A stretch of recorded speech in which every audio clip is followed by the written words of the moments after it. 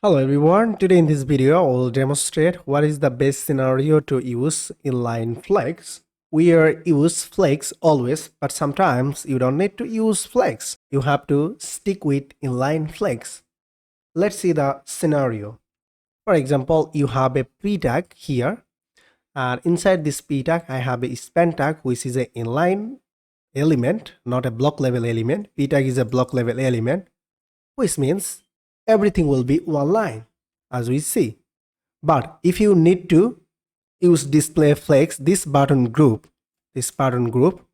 and what you will do display flex, and see, as you can see right now, break the line and button represent a block level element, which means display flex always does as a block level element. You are using anchor tag or span tag, it really doesn't matter. How we can solve this problem? In order to solve this problem, we can use here inline flex. That's the thing. And now it is inline. How we can see?